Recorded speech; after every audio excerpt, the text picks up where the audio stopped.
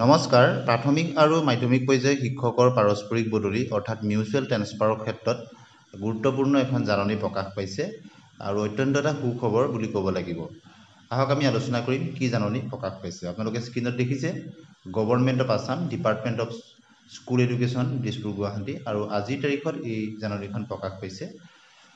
নোটিফিকেশনখনত লিখিছে in continuation of the RDS notification dated 3/5/2025 and SOP dated 17/5/2025 regarding the submission of online application for the transfer of teacher under the Department of Elementary, Secondary and Samagra Shikha Assam, it is hereby informed to all concerned that the timeline of submission of online application in the portal www.hrmsassam.in is hereby extended till midnight of 31st May 2025 অৰ্থাৎ পাৰস্পৰিক বদলিৰ online আবেদনৰ তাৰিখ 31 মে 2025 তাৰিখৰ মাজনিশালৈকে বৃদ্ধি কৰি দিয়া হৈছে।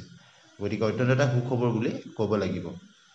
Anybody who is eligible and interested to apply for seeking single mutual transfer গতিকে যিসকলে এই ক্ষেত্ৰত ট্ৰেন্সফাৰৰ কাৰণে উপযুক্ত আৰু তেওঁলোকে সিঙ্গল ট্ৰান্সফাৰে হোক বা মিউচুয়াল ট্ৰান্সফাৰ কাৰণে আবেদন কৰিব পাৰে। The Assam elementary and secondary school teaching teachers regulation of posting and transfer act 2022 and the Assam elementary and secondary school teaching regulation of posting and transfer rules 2022 as well as SOPs and notification issued time to time for transfer of teachers may apply।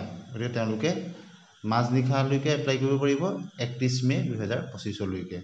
No offline application will be considered for the transfer. Offline কোনো transfer application গ্ৰহণ কৰা নহয়। ভিডিঅ'টি শেষলৈকে চোৱাৰ কাৰণে ধন্যবাদ।